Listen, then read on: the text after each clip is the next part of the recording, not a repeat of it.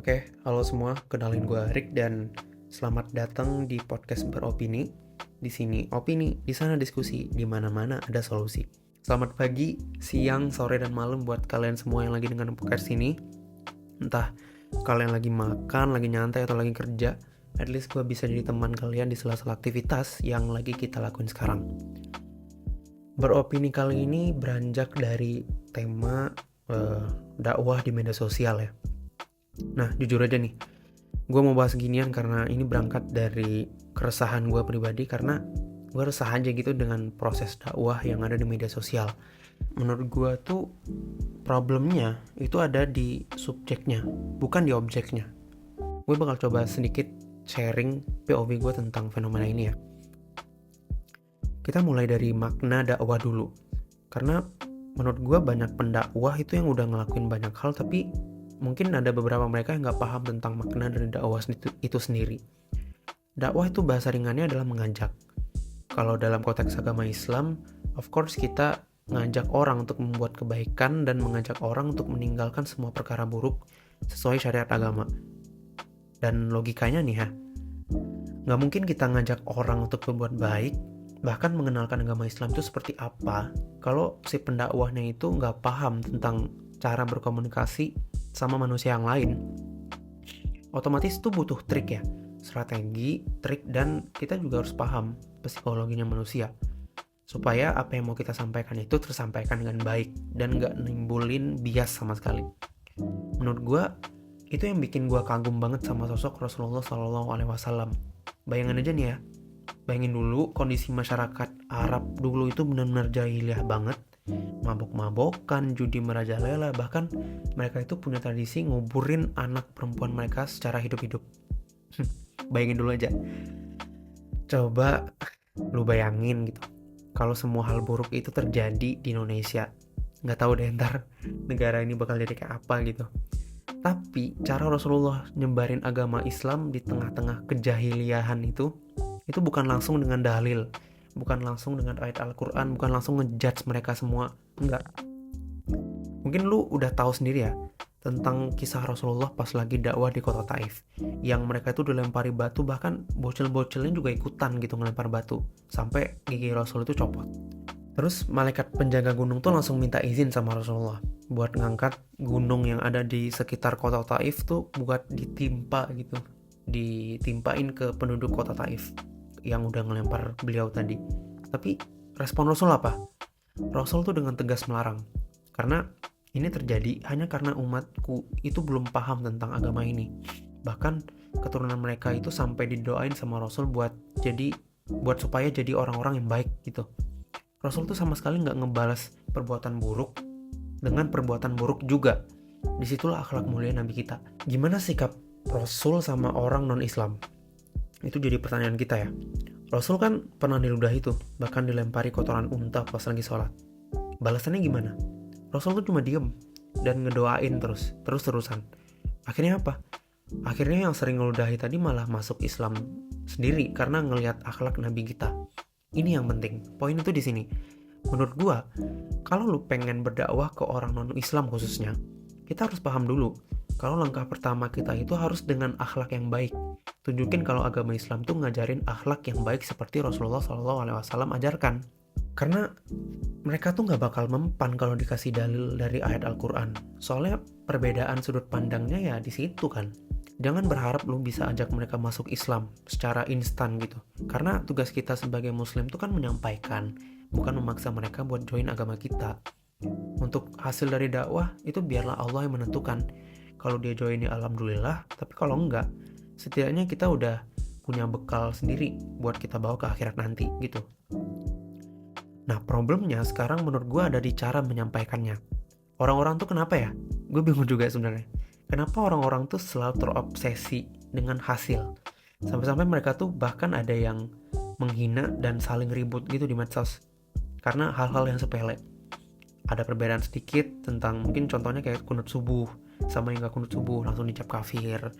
Terus ada yang celananya gak di atas mata kaki sama yang di atas mata kaki pas sholat itu dicap bid'ah gitu. Gitu-gitu. Menurut gua tuh muslim tuh harusnya gak gitu ya. Harusnya kita kepada saudara muslim kita sendiri yang lain itu harus mengayomi satu sama lain. Dan kepada saudara yang bukan muslim pun kita juga harus berbuat baik juga. Kalian pada mikir gak sih?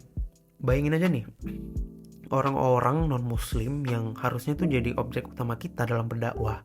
Terus mereka jadi mikir gini, untung kita bukan muslim ya, lihat aja tuh muslim dengan muslim aja berantem cuma karena hal sepele. Akhirnya apa?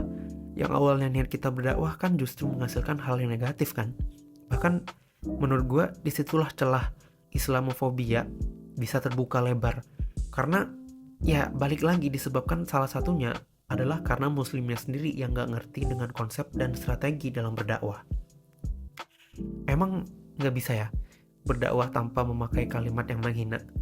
Untuk kita yang pengen berdakwah di media sosial nih, tolong pahami kalau kita itu sedang menyampaikan sesuatu di agama kita kepada orang-orang dengan latar belakang yang berbeda. Objeknya itu bukan cuma muslim. Di medsos tuh bukan cuma muslim loh, tapi juga ada non-muslim dan bahkan ateis pun juga ada gitu kan. Jadiin Rasulullah SAW tuh role model kita dalam berdakwah. Pernah nggak kalian dengar Rasulullah tuh menyampaikan dakwah, menyampaikan agama Islam dengan cara kekerasan? Enggak kan? Bahkan ada cerita yang menurut gua tuh inspiratif banget ya, tentang pengemis non-muslim yang buta di kota Madinah yang selalu dikasih makan sama Rasul.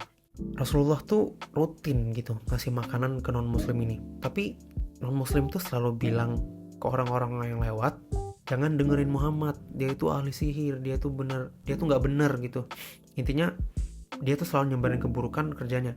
Padahal Rasul tuh di samping dia sambil terus-menerus nyuapin dia makanan gitu secara rutin. Hingga suatu saat pas Rasul udah wafat, Abu Bakar tuh yang gantiin Rasul buat ngegantiin menyuapi dan mengasih makanan kepada pengemis buta tadi yang menghina Rasul terus-menerus itu. Terus pengemis ini akhirnya kan ngeh gitu ya, karena Abu Bakar tuh marah pas lagi ngasih makanan ke pengemis buta ini, karena nggak tahan karena pengemis buta ini terus-menerus menghina Nabi gitu. Pengemis ini langsung ngeh, terus akhirnya dia nanya, siapa kamu? Abu Bakar jawab, aku orang yang selalu ngasih kamu makan di kemarin-kemarin hari gitu. Terus pengemis ini bilang, kamu tuh bukan orangnya. Orang yang ngasih aku makan itu selalu memotongnya kecil-kecil dulu, terus menyuapiku dengan lembut, nggak seperti kamu gitu. Abu Bakar langsung nangis di situ. Dan akhirnya ngaku kalau dia tuh bukan orang yang biasa ngasih pengemis ini makanan. Yang selalu ngasih makanan itu ada Rasulullah SAW. Di situ pengemis itu langsung nangis dan penuh penyesalan dan akhirnya syahadat gitu.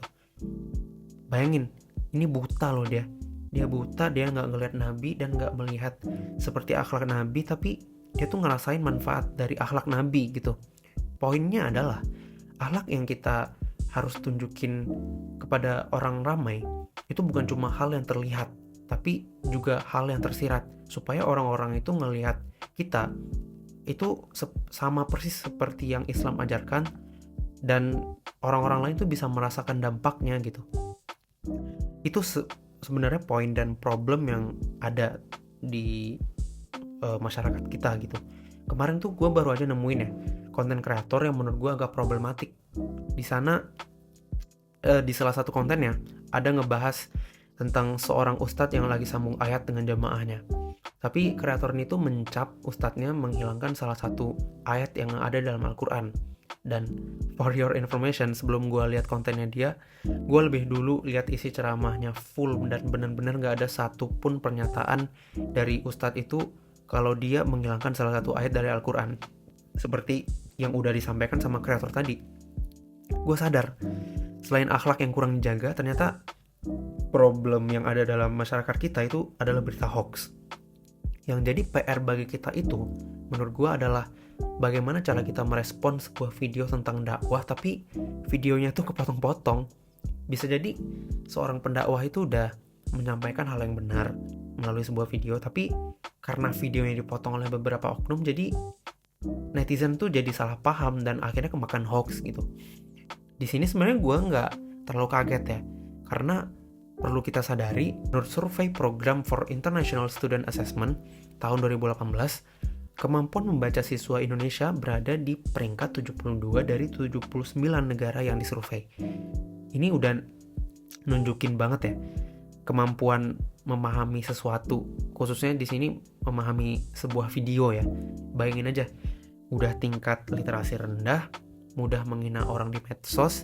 Jadinya PR kita sebagai pendakwah yang berlatar belakang mahasiswa itu bakalan berat banget, karena problem yang perlu dibenahi di masyarakat kita itu udah banyak banget gitu. Dan mungkin masih banyak lagi problem di luar sana yang kita belum sadari sebagai pendakwah. Menurut gua, Rasulullah SAW tuh udah bener-bener jadi contoh yang pas banget lah gitu buat kita yang lagi pengen dakwah di media sosial. Coba kita itu jadi orang yang gak sentimen tentang banyak hal yang bahkan bukan kita percaya sama sekali. Kebanyakan sekarang tuh kan orang mengedepankan ego mereka buat memaksa orang-orang lain untuk mengikuti apa pendapat yang mereka percayai gitu. Padahal dengan perbedaan, Islam itu hadir kan. Mereka mungkin lupa gitu kalau mazhab dari 4 imam besar di dalam Islam itu mayoritas berbeda. Tapi itu nggak jadi masalah buat para imam besar tersebut, karena mereka paham nih kalau Islam tuh muncul dengan menghargai perbedaan. Be wise guys. Jangan jadi pendakwah yang bersumbu pendek, tapi tolong jadi pendakwah yang memiliki sifat air. Jadilah pendakwah yang menenangkan bagi para pendengar dan membawa pesan baik serta kasih sayang kepada orang-orang yang berada di dekatnya. As always, gue open banget nih ya buat diskusi. Jadi buat kalian yang punya perspektif lain atau sudut pandang lain tentang hal ini, just hit me on comment section bawah ya. Itu aja dari gue. Semoga kita bisa belajar dan grow up bareng dan lebih baik ke depannya. So, mari beropini. Di sini opini, di sana diskusi, di mana-mana ada solusi. Gue Arik, pamit dulu. Thank you.